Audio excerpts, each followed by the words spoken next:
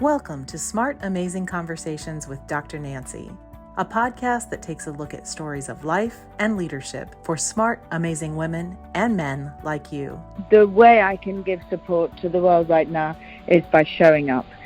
The most important thing is don't think just that you have to bring anything. Bring yourself, show up. If you are in a position of leadership and a position of management, bring women along with you. Supporting women is Dr. Nancy's passion and her purpose, and talking with other women and men who promote women's leadership is one of her favorite things to do.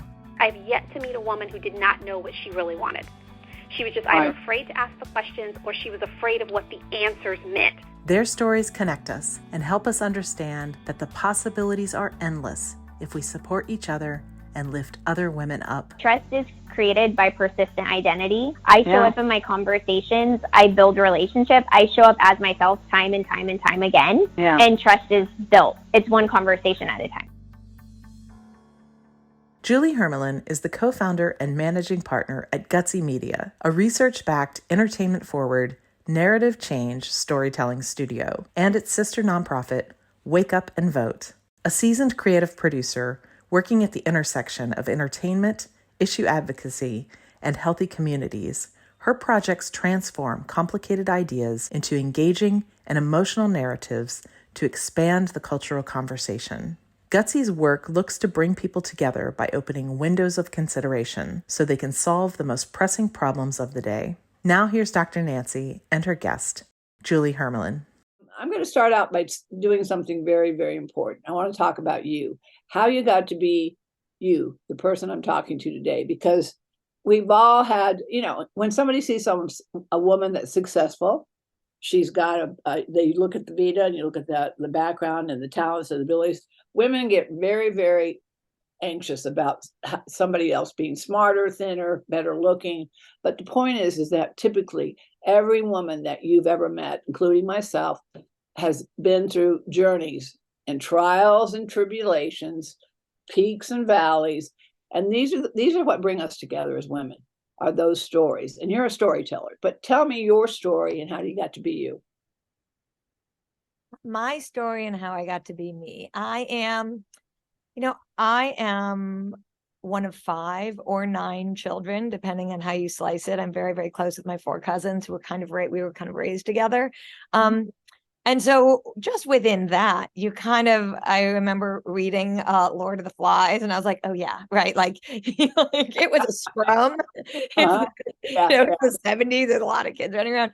So you had to have a fairly strong sense of self to survive out of that, even though it's also equally really loving. Mm-hmm. And I have to say, where are you in the birth order? I am number 4 of 5.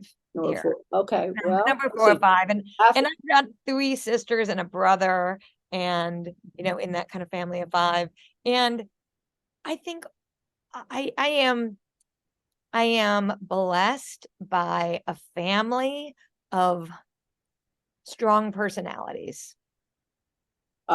Strong personalities. That has to be apparent from what I've read about you. Well, and that is like for both good and bad. I think all of my siblings are, kind of amazing, strong forces within themselves, and you kind of have to rise to the occasion. Don't they say that you are a combination of the 5 people you spend the most time with, or something? You become the people you spend time with. Absolutely. Right. Yeah, absolutely. Plus the genetics. And my parents also, right? Incredibly strong personalities, both my father and my mother. Anyway, but my path kind of professionally, making your voice heard, getting your story told, getting understood, and trying to, translate different ideas, different personalities. You don't realize that even in the kind of the fighting of your youth, that, you're constantly trying to translate your point of view, right? And so within that, right, I loved television. I loved movies. I remember really specifically seeing Time Bandits when it first came out. And it was such a fantastical journey, that film. And I just, this notion of really being able to see your imagination on screen. And then concurrently, as a woman at the time, right, and not seeing ourselves reflected. And what does that mean to see ourselves reflected in our stories? And in that notion of like, and so that, and I was a dancer. And I loved to dance. I loved to move. What kind of dance? I did everything, ballet and tap and jazz. I was like all the dancing, but classical ballet really. But I was never going to be tall enough. I'm not a tall person. I don't come from a tall family. Well, are ballerinas tall though? You need to be like 5'4" to be in the corps de ballet. And so I was never going to be tall enough to be in the corps de ballet, sadly. Couldn't get taller shoes.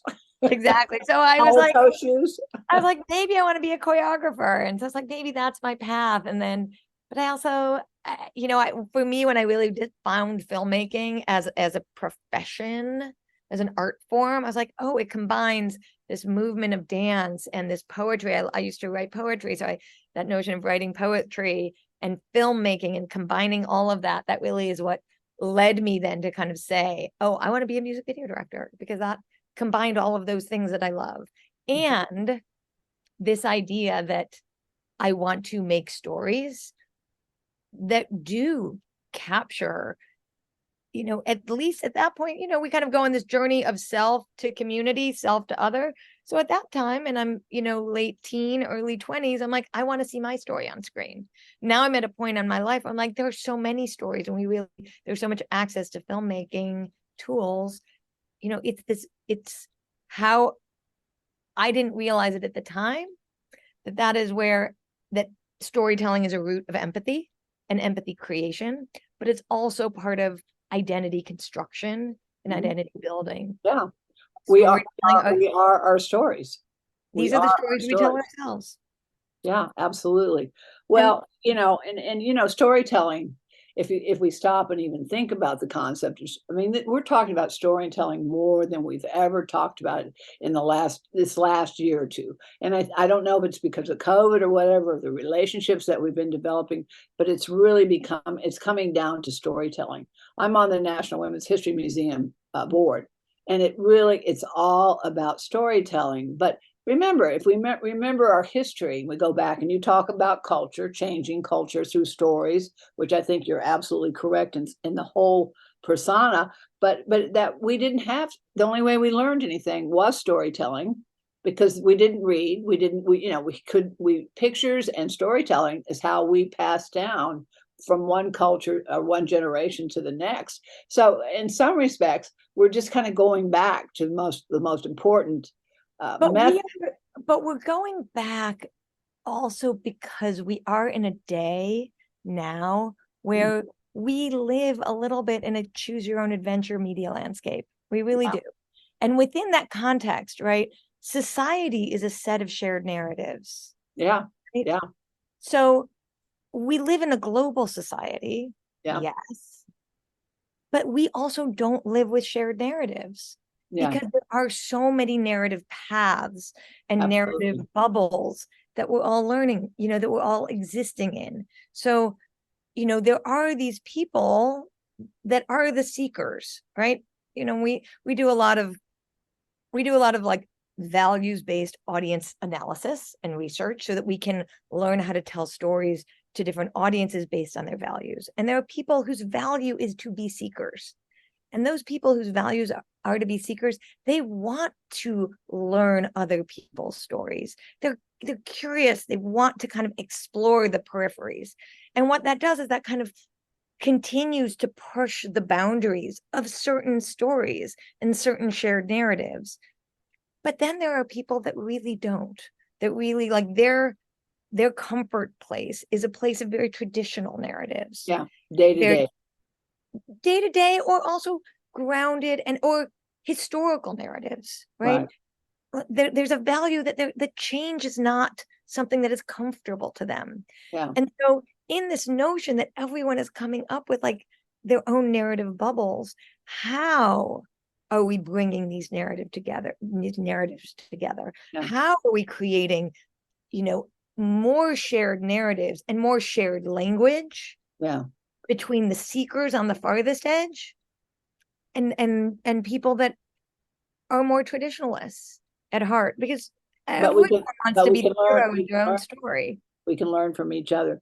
You call it the windows of consideration, and I really like that terminology. But it's about bringing people together through storytelling to solve problems, and I really like that because when we, especially women, this is one thing that women are really good at.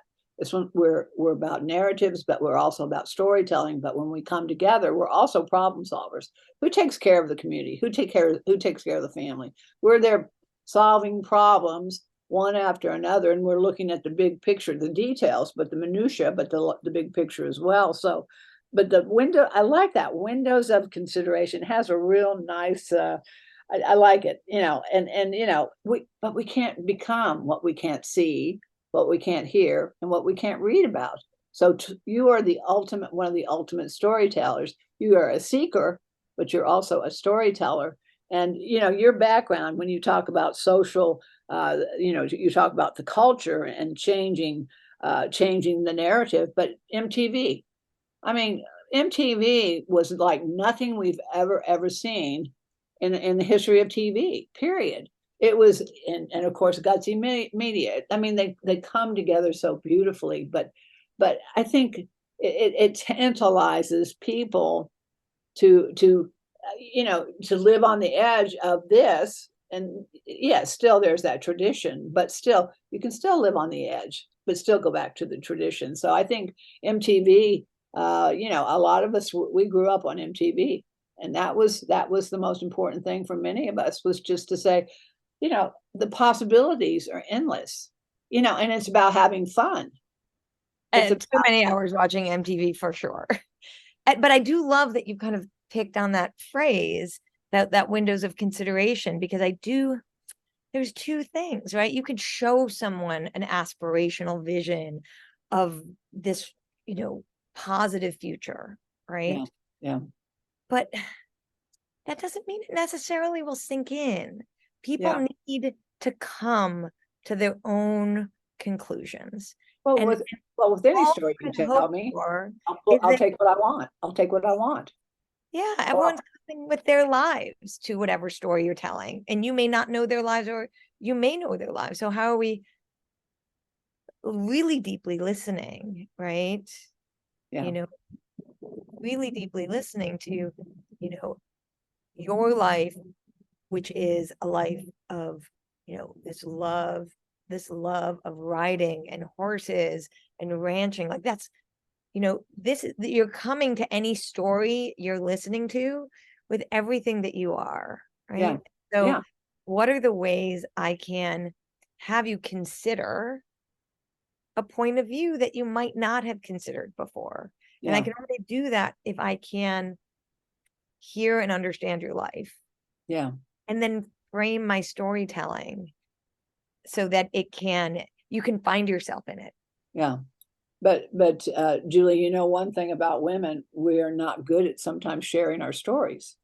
And this is what we're doing with this thing that we're doing in Washington, D.C., this National Mall, is storytelling, bringing everyone together, and everyone will take what they need from it, and then some will bring what they have to it. But again, women need to be better storytellers. We need to tell our stories. When I meet you for the first time, I'm going to tell you, who are you? Tell me who you are. And that's how we begin that relationship. Right now I feel like we're developing a very positive relationship. And when I see you in person, I'll come over and give you a big hug. But we women have such a wonderful voice and have such great stories that we need to keep sharing with everyone, men, women, children. We've got to bring the stories together, because it becomes richer and more valuable to each one of us when we do that each and every time. I also think, like, to that point around sharing and storytelling, I do think that we're in a transitional period, and we've been in this transitional period for women, right? When we are telling our stories in the public sphere and not the private sphere, right? You think of kind of early 60s versions of feminism, where women gathered together to tell their stories. and what does it mean to enter a domain, as it were, that has not been a domain that has been one that women were a part of constructing, and now needs to look a little different to accommodate what women are bringing to it. And I think this next generation of women and the generation after that, right, like millennials and Gen Z, and even the ones coming up, right, like they're reinventing what it means to be women in the public and private spheres. Yeah. In ways that, we were kind of the generation just ahead of us, and there was still competition in a way that was not it wasn't storytelling. It was comparisons and competition. It was comparison and competition, and we had this, zero-sum game mentality that we were entering it with. And I think, we've been really conscientious and conscious of saying, how do we rethink of those paradigms? How do we think about that relationship with my, with the other women in my life, where I'm not looking at them as the competitors, but I'm actually realizing that all of our boats are going to rise together. And I know when I was coming up as a young filmmaker, right, I was one of the, the onlys, right? Like, I'm of a generation of a lot of like one and onlys, or the second I've been in a lot of rooms as the only female. I understand that it's lonely, but you got to get to the table somehow, so you can bring other women along. But it's not only lonely, it fosters a sense of, oh, there's only room for you, right? Right? There's only room for you, not that other person. You're like, actually, you know what? Forget that. We need to bring each other along. We need to listen to our stories with each other with compassion and humility and desire to like allow to see some of us to rise while others us take the back seat, and know that it's like a seesaw we're all on, or a merry-go-round we're all on, right? But as long as we're all on the merry-go-round, we'll all pop and rise and fallow. Like, we all have our moments, but we're all doing it together. And I think that is a story that we can really tell to other women, that we do need to kind of. Well, just because, of course, what's most important is Women Connect for Good is all about supporting women, supporting women and men to do this like-minded thing about change the world for good. We have what we call the Lift Up campaign. And so when you lift, as you rise and you bring somebody else with you, guess what? We all rise. And this is a campaign that we'll send it to you and let you look at it. And we didn't even get into all these questions, but we did get into the opening windows of consideration, storytelling. But wake up and vote. Your social, not nonprofit, your social profit organization, because those are the things that we're going to DC. We're going to talk about claiming your power, reclaiming your power. We've always had it. We've never lost it. We're just reclaiming our power, but getting out with representation, with storytelling. And this is what we're going to be doing in November. But I'm very excited to meet you and know more about you and get us, this is our first exchange. So I'll tell you, so Wake Up and Vote, we've got Gutsy Media is our storytelling studio, and Wake Up and Vote is our social, right. What is the phrase you used? Social profit instead of social profit. Social profit. Social profit. I hate nonprofit. I'm a 501c3, but I'm a social. I love that phrase. And this is like, when we talk about narrative change, that is narrative change. How are we reconstructing these realities? Because words and images are so loaded with assumptions that we bring to it. So social profit, absolutely. Like, we need to be building social trust, right? We need to be investing. If all the social profit organization disappeared, we wouldn't be functioning today. Absolutely. And so what we look to do with Wake Up and Vote is, how are we supporting frontline organizations that, really are reflective of the needs, wants, and desires of their communities.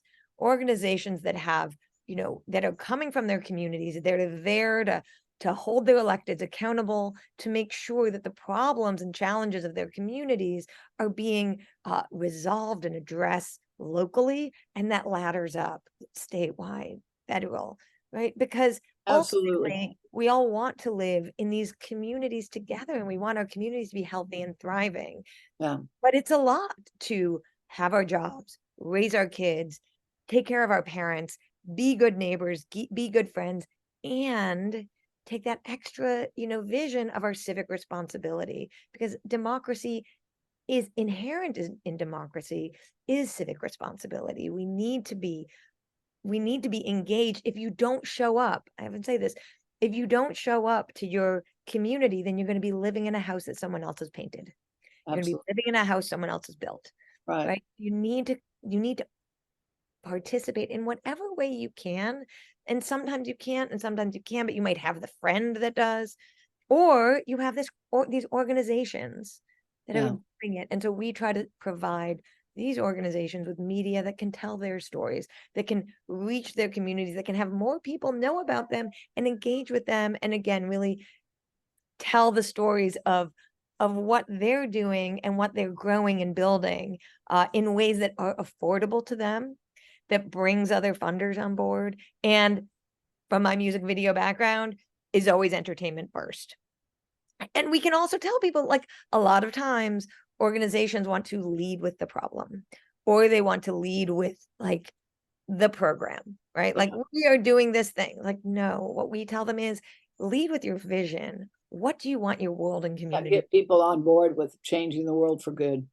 Changing your block, your neighborhood, your town. Like, everybody wants to live in a harmonious, thriving environment. Sure. And the challenge is, how do we try to solve that problem? And it might not be the first solution, and it might not be the second solution, and it might not be the third solution, but don't throw the baby out with the bathwater. Yeah. But if we don't focus and have intentions on what we truly want, we never get there. And iterate on it, and be giving and generous with our neighbors, and just say, like, okay, this is a community problem. Let's all come to the table and listen. And what are all of our varying needs, and how can we try to get there together? If we don't have a common vision, and that's where storytelling comes in. What's the shared vision? The shared vision and the mission matters. We could talk forever, but I always promise people that I will take 30 minutes of their time, because I know people have many, many things going on, and you have things that you're doing too. But I'm looking forward to meeting you personally and continue to have our conversation and our storytelling that we can share with one another. But Julie, thank you. Thank you. This is wonderful. Thank you so much, Dr. Nancy. Yeah, but wonderful. It looks like the weather's great there. Arizona right now it's about 102. Okay. Have a wonderful day. I look forward to your future great storytelling times together, and I'll talk to you soon. Okay. Bye-bye. Bye-bye. If you enjoy these smart, amazing conversations, please subscribe, rate, and review them on Apple Podcasts, Spotify, Amazon, or wherever you listen to your favorite podcasts. And read and enjoy more amazing stories in my books, In This Together, How Successful Women Support Each Other in Work and Life, and Leading Women, 20 Influential Women Share Their Secrets to Leadership, Business, and Life. Thank you for listening.